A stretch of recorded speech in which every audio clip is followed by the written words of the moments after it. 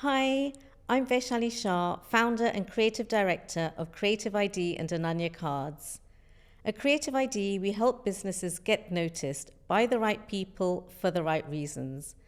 We create brands that people believe in, online, in print, and on social. And at Ananya Cards, we design exclusive stationery for life's most important celebrations, blending personality, culture, and craftsmanship in every detail. Today, I'm joined by Sascha Dutta from the Foodpreneurs Collective to explore what makes Dubai's food scene truly unique. I'd love for you to introduce yourself briefly. Well, first of all, thank you for having me here. It's an honour to be on your podcast with you, so thank you. Yeah, so basically, I run Foodpreneurs Collective, which is a community to support food and beverage startups across the whole sector. So from ag tech all the way to hospitality and everything in between, including food tech and manufactured products. And then off the back of that, I also run events to support them. So that's a mixture of networking events, investor pitch events where startups can pitch to investors. And then I also run startup programming for either clients or large, either smaller clients or larger event organisers, a bit like Gulf Food. We've done Gulf Food Green before and Saudi Food Show, where we do all the programming for startups, including maybe a pitch event, workshops, panel discussions, anything connected with the startup scene here. Amazing, thank you. So let's get started. Got some questions here. What's the biggest difference between the food industry in Dubai versus the UK? And is there anything that surprised you the most? Yeah, well, actually, we need to put a bit of context here. Yeah. So I was originally from the UK and I relocated here just over 2 years ago. So, so most of my experience has been from the UK and Europe. And for me, I think the biggest difference I found is the reliance here on imported products, and therefore the ecosystem locally is not so developed as, say, UK, Europe, US, other places like that. Which is partly why I ended up setting up what I did, the community, because I felt that it was a gap in the market. Because at the moment, statistically, it's about 90% of products are imported in as products. So if you go in the supermarkets, most of it is imported products. It's not homegrown brands. But what the good news is that's starting to change now. And you're seeing a lot more new homegrown brands entering the market here. And you're now seeing them in the supermarkets. And even like in hospitality, you're seeing like local restaurant chains, more of them opening up now. Whereas in the past, there was a lot of franchises and big names coming here. So I'm really encouraged by that, obviously, because I support startups and the smaller businesses. But for me, I think that was the biggest change. And then the way that the ecosystem's not so developed. So in the UK, there's a lot of like accelerator programs where startups, investors, corporates, education establishments all work together collaboratively, particularly if it's like really new, groundbreaking innovations. Whereas I'm not really seeing a lot of that here. There's pockets of it, but there's not set places to go to get access to that at the moment. It's not really all there. If you want that, you've got to go and seek it out. There's not like accelerators for like the food industry really. Although I think they're starting to do some in food tech now and things because of the whole agenda with food security, where they want to invest more in homegrown brands and actually more manufacturing and products being made here in the UAE. Lovely. That's surprising, 90%. But I guess it's true. When I go to the supermarket, it is primarily imported brands. So I like the fact that that's changing. And certainly as a running Creative Ideas, a branding and marketing consultancy, I have also clients that are from this area, from the region, and creating something special and something unique here. So I agree that's the new way now. Yes, thank you. And do you think Dubai's food scene is chasing trends or creating them? Well, this is an interesting one. I think for some things, and I think I would say things like the healthy products, clean labels, plant-based products, I think a lot of that is catching up. I mean, it's been going on for a long time in like Europe and US and Australia and places like that. So I think a lot of it's catching up. But what's the good news now and up until now, it's all been imported products mainly. But what you've seen over the last, particularly like 5 years or so, is a lot more homegrown brands focusing on that, because there's no point launching a bad like product on the market because there's tons of that already. So if you're going to launch something, it's got to be clean, or so a lot of the trends are high protein, high fiber, coming out. So it's going to be something that's got some health benefits. And what's reassuring is all the new ones coming out now. Traditionally it wasn't like that. But I think on the flip side, I think they are groundbreaking in things to do with using like AI here, because it's a real big focus at a government level so on the tech side, they're very advanced. And, a lot of that comes through in, say, hospitality as well, because, traditionally the hospitality was always like a lot of franchises that were proven concepts overseas. But I'm seeing a lot more new innovations here, like in the hospitality space. I think some of the restaurants and cafes here, they're on a par with what you see in like London and New York and things. It wasn't like that in the past, but I think some of it's very groundbreaking because they like to be bold and be the first to do things. So it's exciting what you get to see here. And then if I think of other areas, for example, just one that comes to mind in terms of a food product or a packaged product.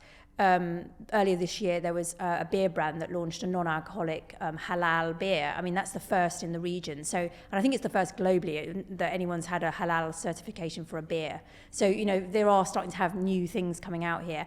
And then last week I was at a new show, a consumer show called Festival of Desserts. Which is a new show, never been done anywhere in the world. So, and this is the sort of place, it's very opulent and big style and, great, like a bit of a mix of like showcasing the best of pastry chefs and patissiers, baking competitions. But I've never seen anything like that anywhere else. So, yeah, it's a bit of a mix of things, I'd say. And that's what I love about Dubai. I feel that it's definitely a centre of innovation, and there's funding behind it often, and they want to do things differently. So maybe taking inspiration from Europe, US, but actually putting their kind of twist to it. Yeah, no, I would agree on that. Yeah, because here is very big on, say, events. So and they know how to do it well, because there's a sort of a benchmark already, and so you've got to keep the standard high. If you're going to launch a new event like that, it's got to be good. So yeah. Brilliant, lovely, thank you. You're often invited to speak at panels and events and podcasts. How does that visibility actually translate into opportunities for a business? Well, I think this is a really important one, particularly for founders, or even if you're a director in a company, or a bigger company or whatever. I think it's all about giving you credibility, because if you're seen on stage or invited to be a guest speaker, then there must be some credibility attached to that. And then obviously, if people get to hear you in person, or even the recording of what you're saying, then that's a good thing. But even I've managed to get business on the back of people just seeing like posts like of pictures of me, and it's just the association of, oh wow, you were speaking with those panelists, and it's basically a form of PR. Marketing, I've never paid for any form of marketing since I've been here. Like, I've done it all through events, either running my own ones or being guests at other people's events as speakers, or collaborating with people on their events. And I think, for certain types of business, it depends what you're doing, that is a really good way of doing it. I mean, it's a bit of effort, and, in the early, you won't get paid for like being a speaker, but it's that visibility, it's that cost. Otherwise you'd pay for an ad or something. But actually, I'd personally refer people to get to know me as a person, rather than me just being an ad, which is like static and things. And so I think that's the benefit of doing it, and it's the credibility, because people can hear you live. It's not a pre-recorded thing where it could be fake or made up, or like you've pre-planned what you're going to say, because it's an element of it is spontaneous, and I think that makes it more authentic. And I think that's why people like speaking opportunities and often connect with you. So yeah. Completely agree. And because I work with a lot of founders, often they want to raise their profile, their personal brand, and through speaking at events, panel discussions, moderating podcasts, as you said, it really does increase their visibility, their credibility, and their trust. As we know, people buy from people. So it's building that trust and that connection. I always say that trust is the new currency. And I think doing this really does help. And you're also very good, Sascha, on LinkedIn, because then when you attend an event, when you're speaking at an event, you post it on LinkedIn, you tag everyone, I see all the comments that people make. So again, it's doing the event, but then also promoting the fact that you have done it. Yeah, no, I think that's an important one. And that's the big thing I see where people fall down, because I either have people as speakers at my events or I'm at their events. And I always do that, as you say, and I do it pre-event, like say I'm going to be a speaker, as long as I get given like the imagery for it. And then afterwards, because, you know, that's part of the marketing and the PR. If you just attend the event but no one knows you've done it, then that's pointless. It's a bit a waste of your time, apart from maybe the few people that were in the room. But actually, this way, it's like the bigger effect. So it doesn't really matter if there was only like 2 people in the room. If you put it out on social media afterwards, then it just raises your profile, or you add it onto your website or your other communication channels that you use for yourself. You know, it's basically just using the content and repurposing it for other reasons, which is a good thing to do. So definitely recommend that. So yes, and I think also, for example, if you're on a panel, it's also following up, you know, connecting with your fellow speakers, connecting with them. Yeah, I'm sure you get lots of requests from people in the audience. So again, it's kind of building those relationships and taking that forward. No, definitely. And I mean, depending on the nature of the event, sometimes you have an opportunity to actually talk about your business and obviously offer something up. But I think sometimes as well, there may be options for giving access to like a QR code or even just your branding so people can see your logo and follow up after, especially if you're talking to an audience. But I mean, that's why also doing the follow up on social media, or if you've got a newsletter, you know, with the links to connect with you. But I mean, normally if someone's on your newsletter, they already know you. But like on social media, you'll probably get new followers or new connections off the back of it if they know how to reach out to you. And so, yeah, you've got to do the whole work behind it. Otherwise, it's pointless. Otherwise, yeah. And do you prefer speaking at larger events or kind of smaller, more intimate events? Any preference? I don't mind, actually. I think what makes an event is having a really engaged audience, whether it's one person or it can be a panel. I think you've got to have people that are passionate about the topic and enjoy speaking about it. And I mean, normally, because you know, I know, you know, I tend to check people if I've never met them before. You know, you can normally gauge whether people are happy. You know, because it's part of it's being comfortable about speaking publicly. And, you know, if you've never done it before, start small, I would say. I didn't start out at big events. I started out on small ones, actually during probably COVID times when everyone was stuck at home where you were just on a screen. But you know, like you've got to start somewhere. So it's best to maybe start small and go for the big ones. And to be honest, you're probably never going to go straight out into a large event anyway, because, you know, I've found that since I've been here. When I first started out, I didn't get invited to the big events. But now, because people know me, you build up over time. So yeah, it just takes time. Yes, definitely sound advice. Thank you. What's the biggest challenge food businesses face in Dubai when they're trying to grow or stand out? Well, I mean, I think currently the biggest challenge, and it's often the case in many markets, is the competition here. There's so much competition here. It's quite a saturated market. There's only so much shelf space or so many like places you can list your product. So, you know, what's really important is you have a solid business model that works. You have something that you can scale. And very importantly, and I suppose I'm a bit biased, and we are because we work in this, but like you actually got to market your event. If no one knows about your product, you could have the best product in the world. So you need to invest in marketing. And I'm not saying it's got to be crazy expensive things. You can be clever. It can be low budget on a shoestring style marketing. You know, and basic things can be even just doing a basic market stall and actually going there sampling to end consumers if you've got a food brand. You know, it doesn't have to, I'm not talking about doing expensive ads or anything. It's not about that. Sometimes it's just about, or it can be even something like going on a panel discussion, because again, it raises your visibility as the founder of the brand. So, you know, you can be creative. It's not about spending lots of money on it, but you need to do something. You can't just expect someone to buy your product if they don't know your product. And then I think the other, you know, connected then after that is if you're wanting to scale, sometimes the challenges here are there's not necessarily all the infrastructure, particularly if you've got a product that's quite complicated. So you maybe start out manufacturing in a kitchen, like a cloud kitchen, and you're doing it mainly with some manual workers, but then you want to scale up to actually go into a factory. And sometimes, depending on the nature of your product, there may not be a factory that actually can make it here. So then you have the challenge of you've got to find an overseas manufacturer. And these are the things that I'm hoping long term will get resolved as more money's invested in manufacturing and homegrown brands here, that actually there will be the capabilities so people don't have to go overseas to find manufacturers, because I'm talking particularly here at things like whether you want nut-free sites or gluten-free, or or specialist packaging that they just don't have the lines for here, or certain ingredients that you can't access very easily here. So sometimes there are challenges that startups find when they're trying to scale. That's just like things I hear all the time. So that's part of some of the issues, the challenges here. And then the other issue is sometimes funding here. It's not that there aren't a lot of investors in the UAE, but they're mainly interested in tech businesses and real estate and things like that. And so the food and beverage is still an underrepresented area in the whole of the investors' portfolio, if you like. So I think that's the other challenge here, is finding the funding. You're okay if you, you're lucky you've got a pile of money that you had when you started the business. But if you launch the business on a shoestring and you need the money to go to the next level, which is often the case, particularly say if you want to go into retail or you want to scale up and pay for manufacturing, most people don't go straight into owning their own factory, but like if you want to use someone else's and for co-packing and things, you've still got the upfront costs of the payments for that before you get the sales of the products. So, there's all of that sort of side of things that can be quite challenging.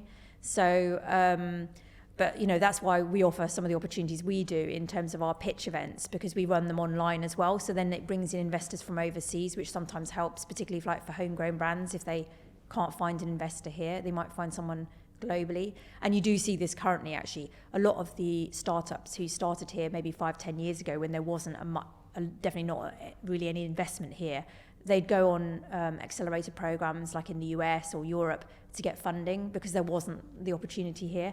But there are brands now here and VCs and things that have opened up that are specialising in consumer brands now, which is great news, and I'm really happy about that because that's what I'm trying to support and things. So perfect, thank you.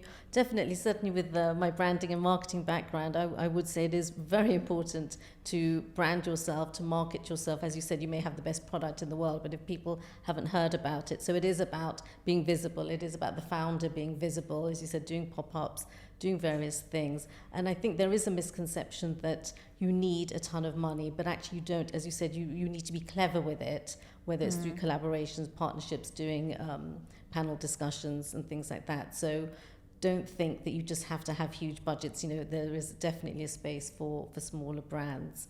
And also, based on what you were saying, I was wondering, like in the UK, a lot of my clients say that they have issues with recruitment. A lot of my kind of F&B and hospitality clients say they have issues recruiting the right people. As you were talking about scaling, have you heard from people saying that it's difficult to recruit locally and then they're trying to bring people in from overseas? Or well, I think at the moment, actually, I think it's probably the reverse here. There's a lot of people looking for work here. So I think you actually have it's probably the opposite problem. There's too many people, but the problem is it's filtering them because not everyone's suitable for probably the role you're looking for. And, you've got to check out the skill sets because, from my experience here, the culture sometimes is like people will just say yes to everything. They can do anything. Whereas actually you really need to vet them and check that they can actually do what you actually want them to do. And, also it's about cultural fit. It's not just about can they do the job? Will they fit into the culture of your company and what you're trying to, your bigger mission, like what you're trying to achieve. Especially if you're a small business and there's only one or two of you working, you've got to be able to work with each other and you've got to be aligned in your vision and what you're trying to go, what they're doing. Even if they're just doing freelance work for you, you need someone that believes in what you're doing. Not just going there to just get paid something to earn a living.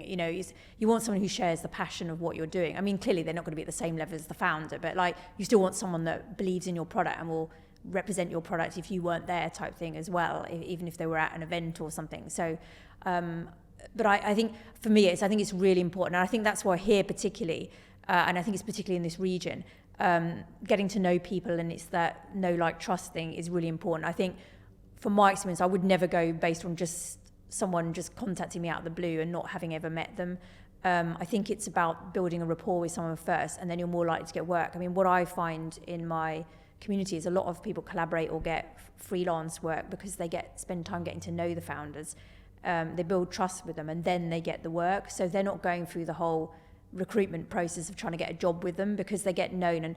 And if people can, avoid all of that, they will, because because I know everyone who applies for a job here, you put a job post out and you get hundreds, if not thousands of people, and you've got to sift through all that. And okay, you can use AI to help sift some of that, but actually probably most of them are not even relevant. From when I speak to recruiters here, they say most of the job applications not even relevant. It's people just desperate for a job and they'll just apply and chance it.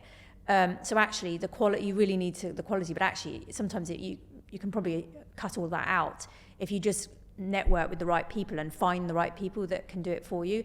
And particularly in the early days, you're probably not going to recruit someone full time anyway. You'll either use a freelancer or get someone on a fractional or part-time basis. And that helps anyway, because that gives you a bit more flexibility. If you get them, like have them for a few months and it doesn't work out particularly, then you can find someone else. But I mean, generally what I've found is you've got to be careful. Look at their history of what they've done previously, and work from that really. If they're very reluctant to give you information about their background, then that's probably an alarm bell, I would say.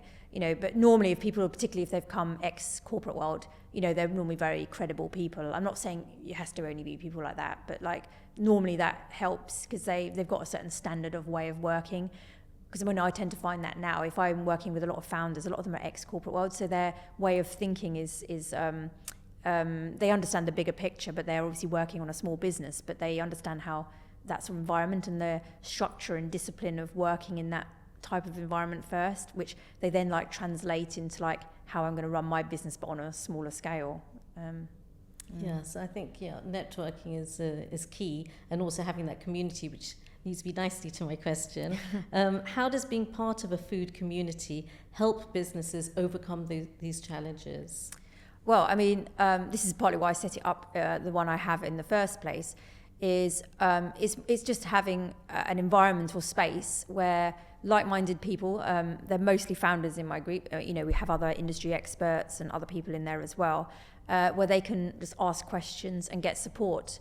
And obviously, if you're someone there as an expert, you may get business off the back of it. So, I mean, this is another way you can get business, because sharing your knowledge, if you've been through that, because sometimes I've got ex-founders in the group who've been through the whole process of launching a product or a business. And so they can share firsthand their experience, and having someone who's already been there is a lot easier.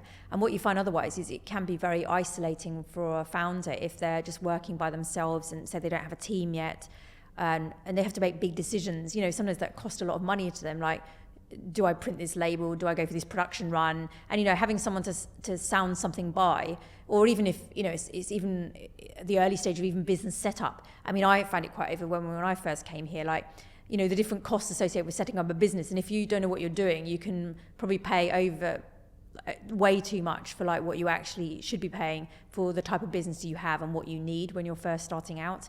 But it's having that knowledge to, like, it's a sounding board really. And it's a great opportunity because, if you don't have that, you've got to go and pay someone, and then that's just one person's view, and you don't necessarily know if they're the right person giving you advice. Whereas actually sometimes if you put it in a community environment, you might get different perspectives, which is also quite handy. So I think that's really helpful. And I think it's that knowing that you can always ask a question somewhere. And, I've found it even like being new to Dubai only a couple of years ago. When I first came here, like, who do I ask for questions? And actually, even though I didn't actually have my community then, but actually I've realised now I should have had it then, because it would make it a lot easier, particularly when I was asking questions in the food space, like about what to do and where to go and things. So, yeah. Yeah, I think community is really important, and it's great that you kind of spotted a gap and created that, because I think it's a safe space. There's no silly question. No. And as you said, you get differing views to help you. It's cost effective. So I think having that community is really important. And I know, because I work with a lot of founders, it is very isolating running a business. So having that kind of that group behind you definitely helps. And I know, running a community here in Dubai for the wedding industry, the Dubai Wedding Collective, again, I set it up because I felt there was a gap in the market, and I thought, if I'm struggling to meet fellow wedding professionals, maybe others are, as I moved from the UK. So I thought maybe others are, and the reason the events, I have them deliberately small and intimate, but the reason they've been so successful is because people can collaborate with others.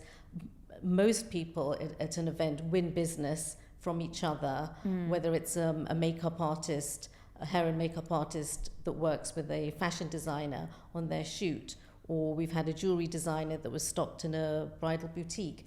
It's about having those relationships and having that safe space and networking in person to kind of build up your database, build up the people that you can refer business to, the people you can ask questions to. So I'm very much about community.